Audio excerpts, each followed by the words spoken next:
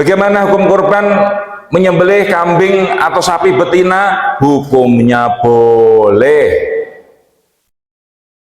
Semua ulama berpendapat hukumnya boleh, yang disembelih itu hewannya betina, tidak harus jantan. Mengapa di kita itu kok disuarakan harus jantan? Jamaah sekalian, dulu pemerintah, karena kita tidak tahu dari lisan mana doa itu akan dikabulkan. Sekali lagi, bagi jamaah yang mungkin tidak terbiasa kunut, ya mohon dengan pengertiannya. Selama terjadi perang di Palestina, di mana sebagian besar umat muslim itu tinggal di Palestina, kita doakan. Kita hanya bisa mendoakan. Bapak-bapak sekalian, paling tidak ada empat cara. Pertama, mendoakan.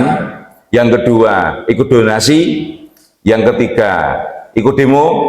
Yang keempat, ikut memboikot beberapa produk yang terafiliasi dengan mereka. 4 cara itu. Bapak-bapak kalau tidak bisa ikut demo, jangan malah menggembosi. Ikut demo, ngapain ikut demo kayak gitu-gitu? Nah, itu namanya menggembosi. Nanti di akhirat kita akan ditanya di posisi mana kita dalam umat muslim ketika dizolimi ini. Nah, faman ya'mal mithqala dzarratin khairan yarah, faman ya'mal mithqala dzarratin syarran yarah. Sekecil apapun akan diminta pertanggungjawaban. Lagi jamaah sekalian, diantara dari 4 tadi ya kita mendoakan sudah, donasi di depan kita siapkan donasi untuk Palestina. Demonstrasi ya secara masjid, kelembagaan DKM kita tidak ikut apa istilahnya itu, tidak mengadakan demonstrasi sendiri, tapi warganya, jamaahnya kita persilakan. Kayak kemarin ada yang ikut, alhamdulillah, alhamdulillah. Jangan malah menggombosi, ya, nanti bapak-bapak akan berpihak gimana standing position. Nah, mau di mana, di sini atau di situ? Di sini pro Islam, nah, sana non. Teman sekalian, kultum pada pagi hari ini bukan membahas masalah Palestina, itu sebagai pembukaan saja. Kultum pada pagi hari ini membahas tentang kurban. Ini beberapa pertanyaan yang sering ditanyakan kepada Ustadz atau juga kepada saya. Yang pertama, bagaimana hukum kurban? Ada yang bilang hukumnya itu sunnah muakkad, sunnah yang dikuatkan. Ada yang bilang wajib. Nah, yang bilang wajib siapa? Yang bilang wajib itu Abu Hanifah, Imam Abu Hanifah. Siapa namanya? Abu Nu'man. Kenal dengan mazhab Hanafi. Mereka berpendapat hukum kurban itu wajib. Kenapa wajib? Karena di Al-Quran dinyatakan dalam surah Al-Kautsar, fasolli li rabbika wanhar. Perintahnya untuk sholat untuk Tuhanmu, wanhar, dan menyembelihlah dan berkorbanlah. Nah, di situ kata berkorban disandingkan dengan kata sholat. Tetapi mayoritas ulama berpendapat hukumnya sunnah muakkadah, sunnah yang dikuatkan. Ya, mendekati wajib tapi belum sampai wajib. Artinya kalau tidak berkorban ya tidak ada hukuman apa-apa. Kalau wajib, kalau tidak dilakukan ada sanksinya berupa dosa. Satu, hukum kurban. Yang kedua jemaah sekalian, kurban, menyembelih kurban itu bukan seumur hidup sekali, tetapi setiap tahun sekali. Nah, itu orang-orang tua kita dulu yang saya tinggal di Jawa, tanya orang tua, Pak, kenapa kok tahun ini nggak kurban? Kan tahun kemarin sudah. Nah, Bu Pak, kalau tahun kemarin sudah, tahun sekarang kurban ya kurban lagi gitu. Bukan seumur hidup sekali. Kalau haji itu seumur hidup sekali. Umroh wajib seumur hidup sekali. Begitu pendapat ulama yang mu'tabar. Walaupun ada juga berpendapat umroh juga sunnah. Silakan saja, mana yang diyakini. Yang jelas, kalau kurban itu setiap tahun. Berikutnya jamaah sekalian, bagaimana hukum kurban menyembelih kambing atau sapi betina? Hukumnya boleh. Semua ulama berpendapat hukumnya boleh, yang disembelih itu hewannya betina, tidak harus jantan. Mengapa di kita itu kok disuarakan harus jantan? Jamaah sekalian, dulu pemerintah Indonesia itu pernah membuat edaran, himbauan, seruan agar yang dikorbankan itu hewannya jantan, jangan betina. Karena apa? Kalau betina itu kan nanti bisa mengandung beranak lagi. Kalau dikorbankan ya khawatirnya nanti berkurang. Jemaah sekalian, tetapi secara hukum fikihnya boleh menyembelih hewan kambing betina, boleh untuk dikorbankan, sapi juga boleh, onta juga boleh. Kemudian jemaah sekalian berikutnya, bagaimana hukum patungan korban? Di sekolah anak-anak kita biasanya patungan satu orang mungkin bisa 50.000, bisa 100.000 untuk beli kambing satu misalnya, atau kambingnya tiga, tapi yang patungan anak sekolah jumlahnya ada 100. Pak, kan kambing cuma satu ekor satu orang, kenapa ini kok bisa sekian puluh orang cuma 3 ekor kambing? Itu tetap boleh, namanya latihan kurban. Bagaimana hukumnya? Ya wallahu alam, mungkin masuk sodakoh juga bisa. Nah jemaah sekalian, itu bagian dari biasanya pihak sekolah itu melatih anak-anak agar peduli kepada ibadah kurban, itu ya patungan. Kalau satu anak satu kambing, kasihan orang tuanya, nanti orang tuanya pengen menyembelih, uangnya sudah habis untuk anaknya semua. Akhirnya gimana? Akhirnya sudah patungan saja 50.000-an. Nah, nanti berapa puluh anak dapat 1 ekor kambing disembelih. Boleh, nggak apa-apa, bagian di pembelajaran. Kalau hukumnya kurban ya mungkin bukan kurban, tetapi itu masuk sedekah. Berikutnya jamaah sekalian, kalau belum akikoh, Pak saya dulu belum akikoh, sekarang jadi nggak mau berkorban karena belum cukup, kan akikoh juga belum, masa suruh korban? Pak ibu sekalian, bapak sekalian, korban dan akikoh itu hal yang berbeda. Kalau akikoh itu yang dikasih beban taklif, namanya taklif, kasih beban tanggung jawab itu orang tuanya. Kalau korban sendiri-sendiri, bukan orang tuanya, anaknya korban, orang tuanya korban. Bapak-bapak jamaah punya orang tua di Garut, di Tasik, di Jawa misalnya, masih hidup misalnya, mereka kalau punya uang ya berkorban, bapak-bapak punya keluarga sendiri berkorban sendiri gitu. Kalau akikoh bukan, akikoh itu orang tua ketika punya bayi, hari ke-7 yauma sabihi disembelihkan. Kalau laki-laki berapa ekor Pak? 2. Kalau perempuan berapa ekor Pak? 1. Nah itu akikoh, yang menyembelihkan orang tuanya, bukan bayinya. Bayi mah belum punya apa-apa tuh. Nah gitu Pak. Kalau sudah tua, menurut pendapat saya Pak, yang saya yakini sudah gugur kewajiban akikohnya, sudah selesai. Kita dulu orang tua kita belum diakikoi, ya nggak apa-apa, dulu orang tua kita memang belum mampu barangkali, atau belum tahu barangkali, nggak apa-apa. Mudah-mudahan Allah mengampuni. Nggak perlu kita terus akikoh sendiri, nggak usah Pak, kita korban saja. Nah itu jamaah sekalian, seperti misalnya bapak-bapak pengen sholat duha Pak, tapi sudah maghrib, gimana? Tetap duha? Ya enggak, akikoh dulu hari ke-7, sekarang sudah umurnya sudah 60 tahun, 50 tahun, ngapain ikut akikoh lagi? Sudah selesai. Dulu waktu masih bayi Pak, sekarang sudah selesai. Nah itu Pak, ibaratnya tuh gitu. Mau sholat duha, duha itu ya dari mulai beberapa waktu setelah terbit matahari sampai nanti jam 11 atau setengah 12, duha. Kalau sudah asar ya sudah selesai duhanya, nggak perlu kita repot-repot lagi. Kemudian jemaah sekalian berikutnya, hewan kurban harus bertanduk, biasanya seperti itu Pak, itu juga bukan kewajiban. Mau bertanduk boleh, tidak bertanduk juga boleh, itu Pak, itu ulama semua sepakat.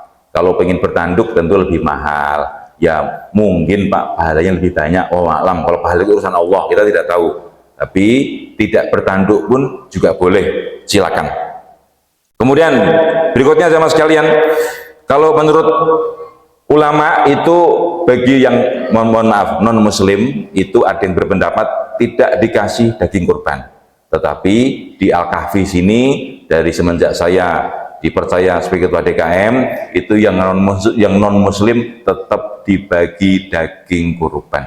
Mengapa? Karena hari raya kurban itu hari raya umat Islam, agar mereka juga ikut merasakan apa ya Pak, kesenangan di hari raya itu. Nah, bagian dari dakwah, bagian dari syiar.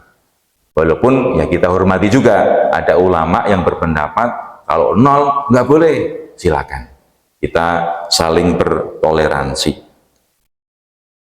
Kemudian jemaah sekalian berikutnya, yang mendapat hewan kurban itu cuma yang miskin-miskin saja, yang kaya nggak usah. Pak, itu kurang tepat. Yang mendapat daging kurban itu baik yang miskin, fakir miskin, maupun yang mampu, semua tetap dibagi. Nah, itu hari raya, tidak membedakan kaya, miskin, tua, muda, laki-laki, perempuan, semua menikmati hari raya, semua kebagian. Nah, bapak-bapak kalau misalnya punya rezeki lebih, bapak-bapak ikut kurban misalnya, nanti dari masjid dapat bagian sepertiga, nah sepertiga itu pengen dikasih lagi, tetangga saya yang baik hati, tidak sombong, nah dikasih lagi, silakan. Nah itu jamaah sekalian, tapi nanti tetap insya Allah dari masjid, insya Allah kebagian. Kemarin sudah didata per RT total semua ada 460 kakak, insya Allah nanti kebagian semua, mudah-mudahan. Tambah ART lagi, ART yang selama ini tidak pernah dibagi, nanti tahun ini insya Allah kita bagi.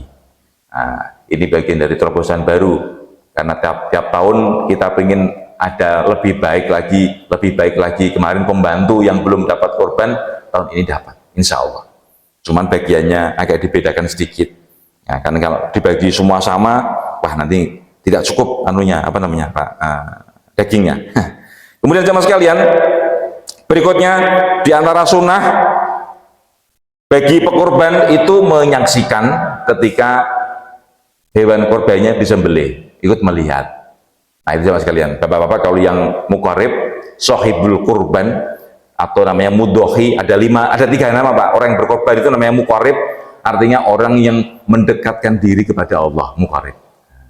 Sohibul kurban, pemilik hewan kurban, ya sama, muqarib juga. Ada lagi mudhohi, mudhohi itu ya orang yang berkorban, namanya mudhohi, sama. Jadi ada tiga nama. Bapak-bapak kalau mendengar ustadz yang lain, mudhohi itu apa? Mudhohi itu orang yang berkorban. Kalau kita namanya ya muqarib, pekorban atau sohibul kurban, sama. Nah itu sunnahnya menyembelih sendiri, minimal menyaksikan. Kalau kambing 1 orang 1 pekorban, sembelih sendiri bisa. Tapi kalau sapi kan nggak mungkin Pak, 7 orang ikut menyembelih semua, wah riungan, malah sapinya lari, nanti takut. Nah 1 orang saja menyembelih, yang lain menyaksikan. Kemudian berikutnya jamaah sekalian, kalau yang tidak mampu untuk melihat, saya itu Pak termasuk tidak tega kalau lihat darah itu. Paling ngeri saya itu, jangankan menyembelih Pak, disuntik itu saya takut. Saya takut cuma 3 pihak Pak. 1 takut jarum suntik, yang kedua takut kepada Allah, yang ketiga takut pada istri. Dan sekalian berikutnya, kulit dijual. Nah itu hukumnya tidak boleh, kulit dijual tidak boleh. Tetapi tidak bolehnya ini kalau dijual oleh muqarib, oleh pekorban atau oleh panitia. Nah di Al-Kafi ini nanti kulit diserahkan kepada DKM yang menjual. Jadi bukan panitia, tapi DKM yang menjual. Statusnya DKM. Nanti uangnya dibagikan ke masjid-masjid. Kok ke masjid Pak, kan nggak boleh, masjid kan bukan bagian dari hak yang berhak menerima korban. Itu ijtihad saya sendiri jamaah sekalian. Itu istihad saya, masjid dapat bagian dari korban. Kenapa? Pak, Bapak lihat di Masjid Al-Kafi ini saja, itu tiang gawang ada berapa? Ada tempat apa namanya? Tempat penyembelihan sudah kita bangun, peso kita belikan, tomblong itu punya masjid semua, timbangan kurang itu yang beli masjid. Nah, akhirnya kan otomatis masjid juga berkorban. Masjid juga mengeluarkan uang untuk keperluan korban. Jadi ya wajar saja masjid dikasih hasil penjualan kulit. Itu Pak, itu istihad saya. Kalau salah, mudah-mudahan Allah mengampuni. Karena bukan mustahid. Tapi ya gimana lagi, uang kalau dibagi Pak, uang 2 juta misalnya, dibagi 460 kakak, ditambah ART, ditambah yang datang ke sini nanti kita siapkan 120 orang.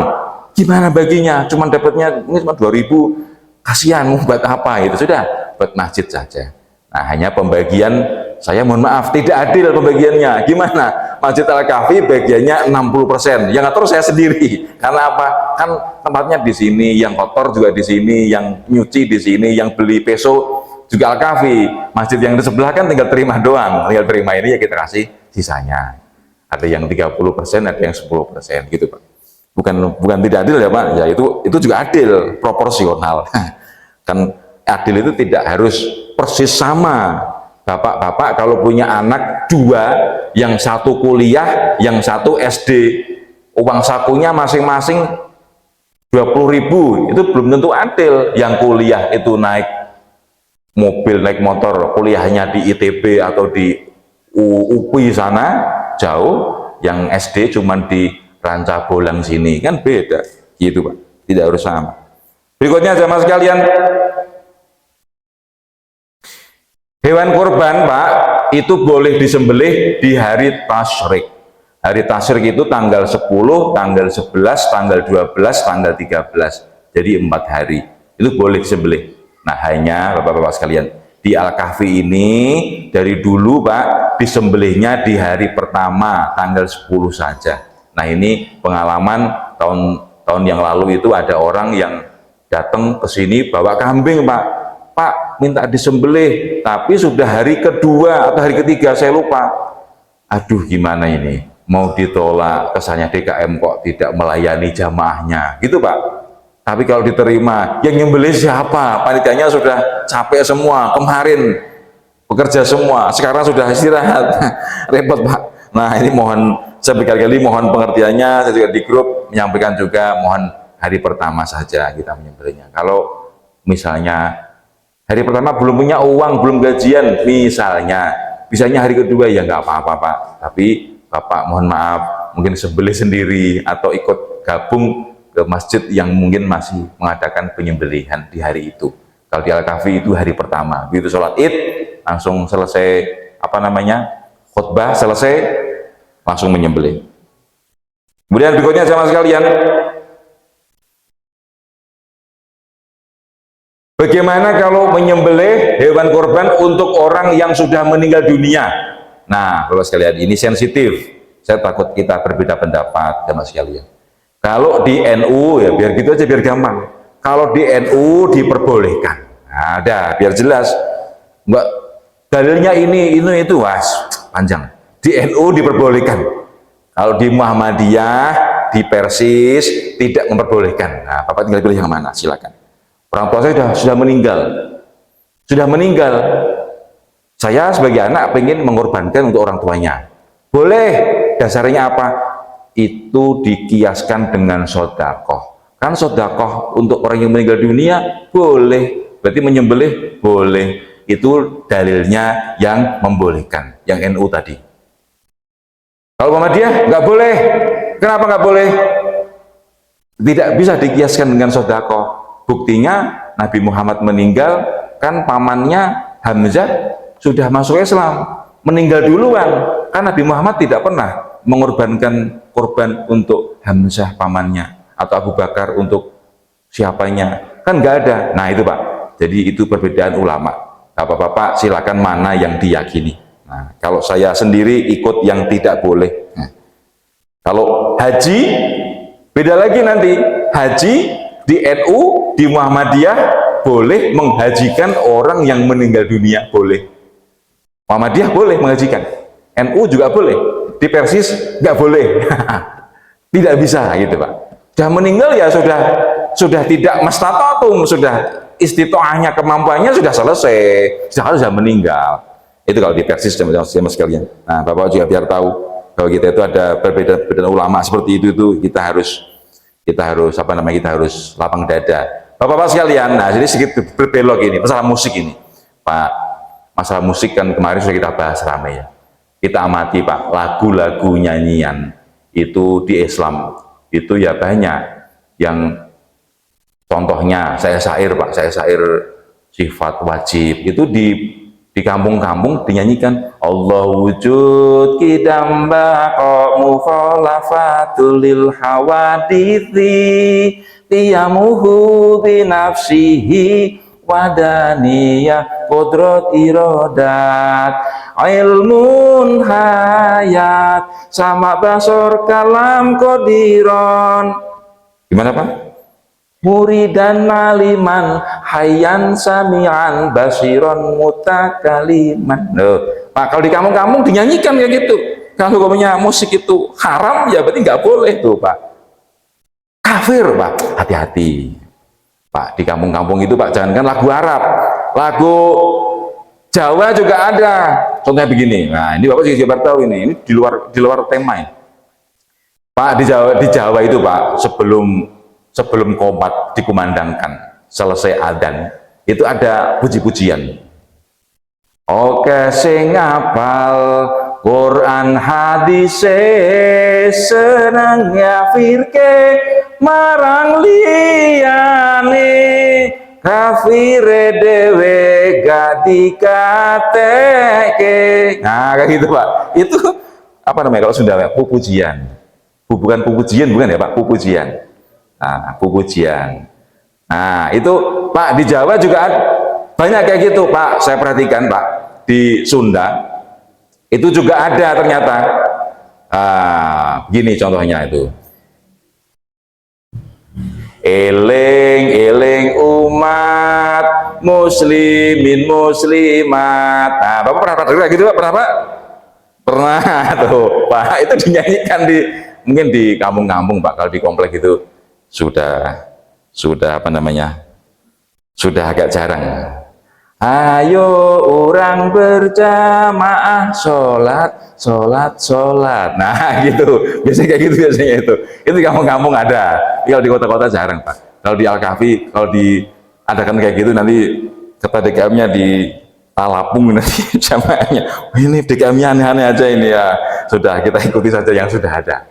Tapi yang jelas sama sekalian, di kita Pak, kalau misalnya hukum musik itu haram, itu nggak mungkin Pak ada orang nyanyi lagu kayak gitu, itu pasti sudah diharamkan dari zaman dulu. Buktinya dulu para kiai itu juga ada yang melakukan hal seperti itu. Nah, kita harus bisa bertoleransi Bapak sekalian, itu sifatnya istihad saja, istihad, bisa sesuai dengan kita, bisa berbeda. Kemudian sama sekalian berikutnya dan korban Pak, kalau sholat Idul Fitri itu sunahnya diakhirkan, disiangkan. Jadi kalau Idul Fitri bagusnya itu mungkin bukan jam 6:30 kayak biasanya, mungkin jam 7:30 gitu Pak. Apa tujuannya? Tujuannya Pak, kalau zaman dulu itu pagi-pagi itu membagi zakat fitrah. Nah, dibagi zakat fitrah, jadi akhirnya sholat Idul Fitrinya disiangkan. Karena paginya riwuh, panitia zakat fitrah ambil membagikan segala macam. Nah, kalau sholat Idul Adha besok ini, hari Senin insya Allah, itu sunahnya dipagikan. Nah, kalau besok Idul Adha ini, sunahnya jam 6:30 gitu, atau jam 6:45. Tujuannya apa? Agar ada waktu longgar untuk berkorban. Menyembelihnya itu biar longgar waktunya. Kalau nanti disiangkan kan jadi mepet. Nah, ini sama sekalian, biar ingat. Berikutnya, sama sekalian, bapak-bapak, ibu-ibu, nanti yang istrinya diingatkan, kalau yang ingin sholat, kalau yang ini maksudnya gini, yang bisa sholat, kalau istri kan bisa mens ya Pak. Nah, kalau bapak kan nggak ada mens. Bapak-bapak sama ibunya pagi-pagi sholat Idul Adha besok hari Senin itu sunahnya jangan makan dulu. Nah, gitu Pak, ditahan dulu. Kalau Idul Fitri sunahnya pagi-pagi makan sarapan dulu, mau ngopi dulu silakan, ngeteh juga boleh, makan lontong silakan, opor ayam silakan kalau Idul Fitri. Tapi kalau Idul Adha sunahnya pagi-pagi jangan makan dulu, kade, jangan kebalik, jangan dibalik. Ingat-ingat Pak, kalau Idul Fitri habis puasa makan, Idul Adha tidak puasa, puasa pagi-paginya aja. Nah, harusnya Pak, kalau Idul Adha itu makannya setelah selesai disembelih, dimasak, baru makan harusnya. Cuman kan maksudnya nyembelihnya itu dibagi daging kurbannya juga sore-sore, kelamaan nggak tahan. Biasanya ya pulang dari Idul Adha langsung makan. Nggak apa-apa jemaah sekalian, silakan saja. Kemudian jemaah sekalian, Sunnah yang berikutnya jemaah sekalian, bapak-bapak kalau nanti ke tempat ke sholat id, mau di lapangan futsal sini, kalau pas di Adipura atau yang mudik barangkali, bagusnya Pak ketika berangkat sama pulang jalannya berbeda. Nah, dari rumah ke lapangan pas berangkatnya lewat gang sini, nanti pulangnya lewat gang sebelah sana. Nah, sunnahnya berbeda. Nah, itu jemaah sekalian, bapak ajak istrinya, ajak anaknya semua ke lapang. Istrinya saya tapi pas besok itu pas haid, pas men, tetap diajak ke lapang. Nah, itu sunnahnya seperti itu, bukan untuk sholat tapi untuk mendengarkan khutbah. Nah, itu jemaah sekalian, itu diantara sunnah Nabi.